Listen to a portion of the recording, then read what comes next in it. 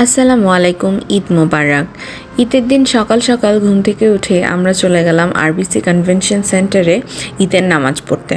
তো এসেই এই পাশে যে পাশে মেয়েদের সেকশন, আমরা ওপাশে বসে পড়লাম আর ওপাশে ছেলেরা ঈদের নামাজ পড়তে।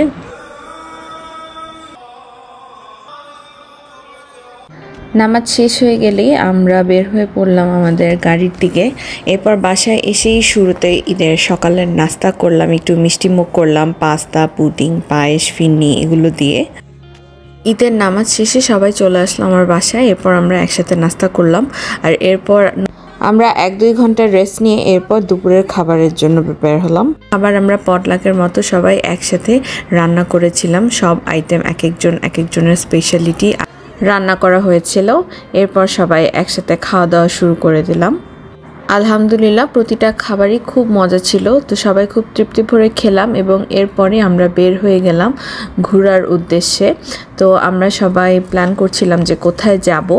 তো আমরা ঠিক করলাম আমাদের এখান থেকেই কাছে ফ্যালকন লেকেই যাব, 2 ঘন্টার ডিস্টেন্সে। ফ্যালকন লেকে পৌঁছাতে বেশি সময় লাগেনি, তো আমরা খুব শীঘ্রই পৌঁছে গেলাম এবং এরপর আমরা একটু সামনের দিকে আগালাম। ফ্যালকন লেকে প্রায় 2-3 বছর পর এসেছি, অনেক আগে এসেছিলাম, এরপর আর আসা হয়নি। তো খুব ভাল লাগছিল ফ্যালকন লেকটা ঘুরে দেখতে। এরপরই শুরু হয়ে গেল ফটো সেশন। তো আমরা সবাই বিভিন্ন একজন টার্ন বাই টার্ন ছবি তুলছিলাম এবং এরপর আমরা হাঁটতে হাঁটতে ডকের দিকে আগাচ্ছিলাম। খুব সুন্দর একটা ডক আছে।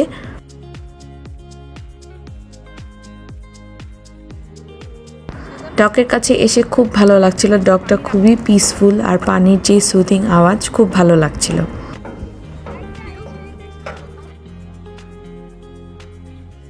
আপনাদের কার ঈদ কেমন গেল অবশ্যই কমেন্ট সেকশনে জানাবেন।